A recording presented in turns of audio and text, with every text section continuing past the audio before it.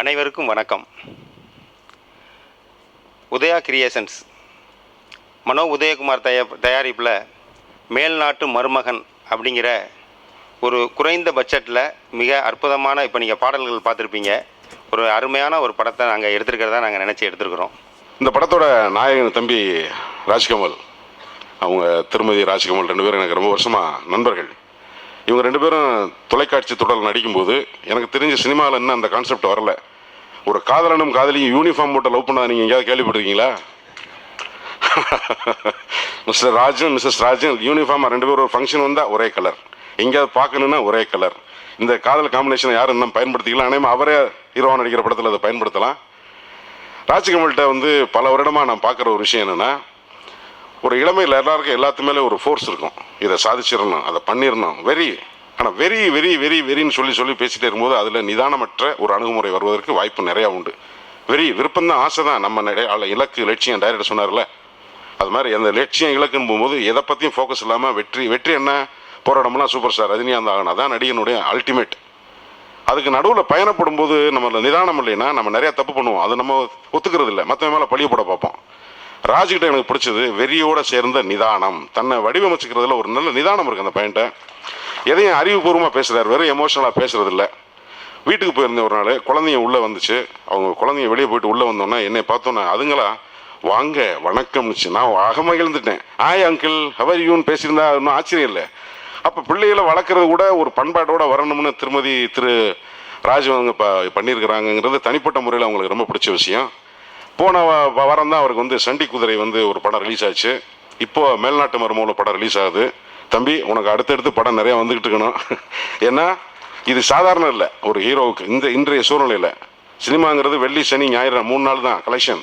திங்கள் செவ்வாய் புதன்லாம் அந்நியப்பட்டு போகுது. இந்த சூழ்நிலையில் ஒரு படம் வெளியாகிறதே பெரிய விஷயம். உனக்கு அடுத்தடுத்து படம் ரிலீஸ் ஆகிறது என்னுடைய மனமார்ந்த வாழ்த்துக்கள், ஆசீர்வாதங்கள் இல்லையா. இந்த படக்குழுவினருக்கும் பட தயாரிப்பாளருக்கும் இந்த படத்தை நல்ல முறையில் மக்கள்கிட்ட கொண்டு போய் சேர்க்கிற ஊடகவாதிகளுக்கும் என்னுடைய மனமார்ந்த வாழ்த்துக்கள். நன்றி, வணக்கம். இந்த மேடை ஒரு முத்துக்குமார் அரங்கம் என்கும்போது நான் முத்துக்குமாரை பற்றி நிறைய பேசலான்னு வந்தேன். ஆனால் காலமும் இது சரியில்லாதனால்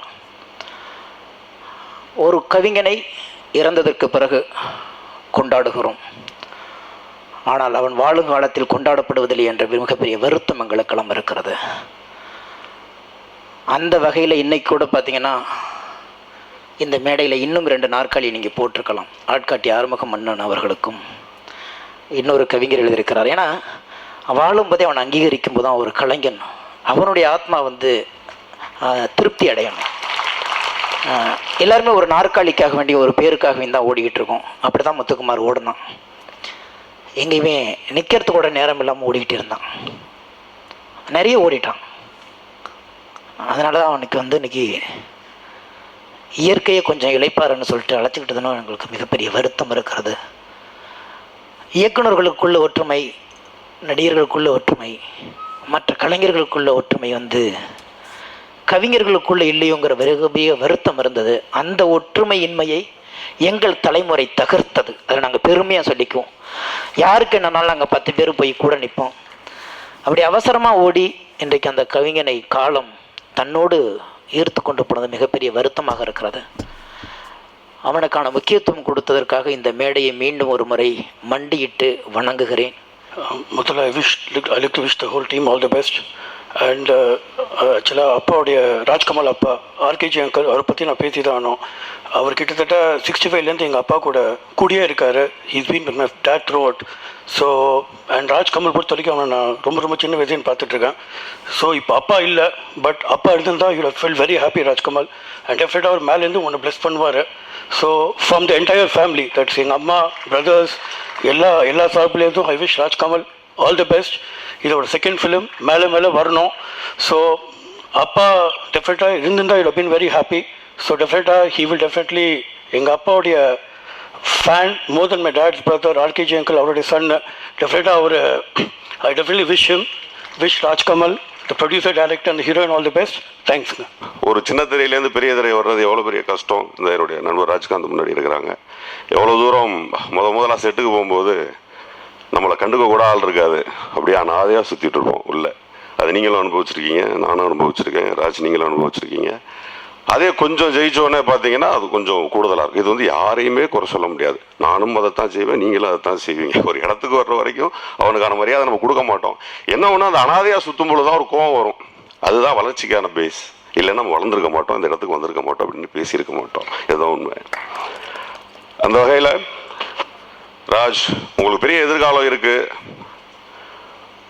நான் வந்து இடையில ஒரு பெரிய இயக்குனருடைய ஒரு படம், அந்த படத்துக்கு வந்து உதவி இயக்குநர்கள் எல்லாரும் கிளம்புனாங்க. அப்போ ஒரு ஆடியன்ஸாக என்னால் அந்த படத்துக்கு போக முடியல. கேட்டால் இந்த படத்தில் என்ன இருக்க போகுது அப்படின்னு சொல்லி எனக்கு நானே சொல்லிக்கிட்டேன். அந்த படம் சூப்பர் டூப்பர் ஹிட்டு. ஒரு 5வது நாள் நான் போகிறேன், அந்த படத்துக்கு டிக்கெட் கிடைக்கல.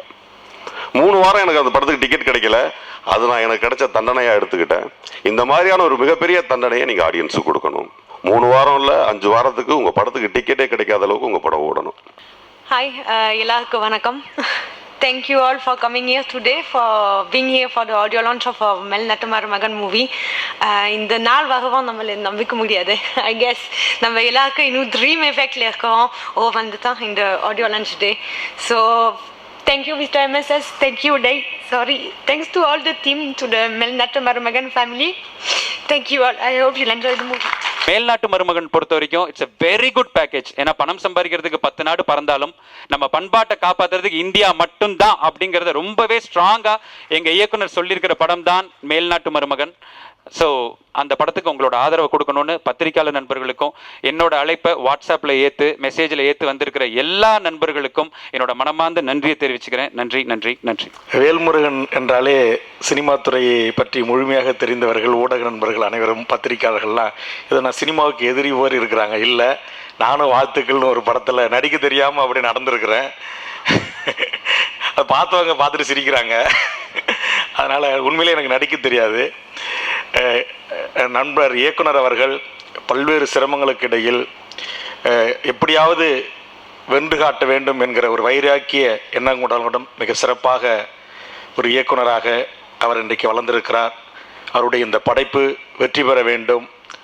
அவர் பல ஆண்டு காலமாக இதற்கான முயற்சியில் ஈடுபட்ட போது பொருளாதார நெருக்கடிகள், கஷ்டங்கள், துன்பங்கள், துயரங்கள் அவர் வாட்டிய போது அந்த தருணத்தில் உதவி புரிந்து இந்த படம் இங்கு இவ்வளவு ஒரு சிறப்பாக வரிசையாக கேமராக்கள் பார்க்கின்ற போது நான் இப்போ தான் முதல்ல இப்படி பார்க்குறேன். ஆக இந்த அளவுக்கு ஒரு சிறப்பான ஒரு ஏற்பாட்டுடன் இந்த படத்தை வெளியிட்டு இதை உலகத் தமிழர்களுக்கு எடுத்து செல்கின்ற பத்திரிகை நண்பர்களுக்கும் ஊடகத்திற்கும் என்னுடைய நெஞ்சார்ந்த நன்றி. இது போன்ற வளரும் இனத்தின் மீது, மொழியின் மீது, இந்த மக்களின் மீது பற்றுள்ள தமிழர்கள், கலைஞர்கள், இயக்குனர்கள், படைப்பாளிகள், நடிகர்கள் இவர்கள் வளர வேண்டும். கதாநாயகன், கதாநாயகி, இங்கே வீற்றிருக்கின்ற அனைவரும் இந்த மண்ணுக்கு சொந்தக்காரர்கள் தான். காரணம், கதாநாயகி பிரெஞ்சு என்னுடைய பக்கத்து மாநிலத்தை சேர்ந்தவராக இருந்தாலும் அவர் தமிழில் பேசுகிறாரு. இவ்வளோ அரங்கு நிறைந்த இந்த கூட்டத்தில் தமிழர்களுக்கே உரிய அந்த உணர்ச்சி பொங்க கண்களில் நீர் வடிந்தது. அதுலேயே அவர் நம்ம தமிழ்ச்சியாக ஏற்றுக்கலான்னு நான் நினைக்கிறேன். அந்த அடிப்படையில் நம்மோடு கலந்த, நம்முடைய 2.5 கலந்து இந்த படத்தில் அவர் சிறப்பாக தன்னுடைய பங்கை செய்திருக்கிறார்கள். ஆக இந்த படத்திற்கு தன்னுடைய வாழ்நாள் முழுவதும் சமரசம் இல்லாமல் இந்த இனத்திற்காக போராடுகின்ற மதிப்பிற்குரிய ஐயா பழ நெடுமாறன் அவர்களை வரவித்து இந்த பாடல் வெளியீட்டு விழாவை வெளியிட்டு இந்த படத்தை இங்கே எல்லாரும் சொல்கிற மாதிரி தான், இந்த டிவிடி அது இதுன்னு பார்க்காம திரையில் போய் பார்த்து குறைந்தபட்சம் தயாரிப்பாளரும் இயக்குனரும் இதில் பங்கேற்ற கலைஞர்களும் அவர்கள் வாழ்வு வளமுறுவதற்காவது இந்த படத்தை திரையரங்கில் பாருங்கள், வெற்றியடை செய்யுங்கள் அன்பு தமிழ் உறவுகளை என்று கேட்டு வாய்ப்புக்கு நன்றி கூறி முடித்துக் கொள்கிறேன். வணக்கம். நமது நாட்டை சேர்ந்த ஒரு இளைஞன் பிரெஞ்சு நாட்டை சேர்ந்த ஒரு பெண்ணை அவன் காதலித்து திருமணம் செய்கிறான் என்கிற படம் 1936 என்று எண்ணுகிறேன். உலக புகழ்பெற்ற சிறந்த இயக்குனர் டைரக்டர் சாந்தாராம் அவர்கள் டாக்டர் கோட்னிஸ் என்ற ஒரு படம் எடுத்தார். சீனாவின் மீது அன்றைக்கு ஜப்பான் படையெடுத்து ஒரு மிகப்பெரிய போர் நடக்கிற போது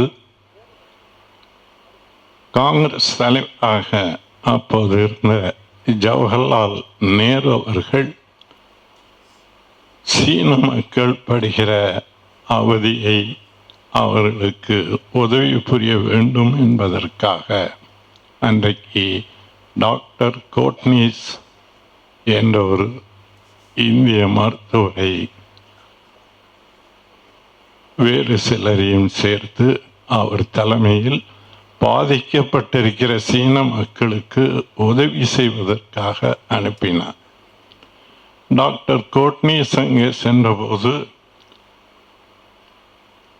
அங்கே அவருக்கு உதவியாக சீன பெண்மணி ஒருவர் நர்ஸாக பணிபுரிந்தார். சீன மக்களுக்கு தொண்டாற்றுகிற அந்த கடமையில் ஈடுபட்ட அவர்கள் விரும்பி காதல் திருமணம் செய்து கொண்டார்கள் என்பதும், அந்த போர் உச்சகட்டத்தில் இருக்கும்போது குண்டு வீச்சில் டாக்டர் கோட்னிஸ் அங்கேயே சீனாவில் மரணமடைந்தார் என்ற கதையை சாந்தாராம் அவர்கள் அற்புதமாக ஒரு படமாக எடுத்தார்கள். அதை ஜவஹர்லால் நேரு உள்பட அனைவருமே டாக்டர் கோட்னிஸ்க்கு இதைவிட சிறந்த நினைவு சின்னம் வேறு இருக்க முடியாது என்று பாராட்டினார்கள் என்பது வரலாறு. டாக்டர் கோட்னிஸ் படம் அதற்கு பிறகு ஆங்கிலத்திலும் மொழிபெயர்க்கப்பட்டு உலகம் பூராவும் அந்த படம் திரையிடப்பட்டது.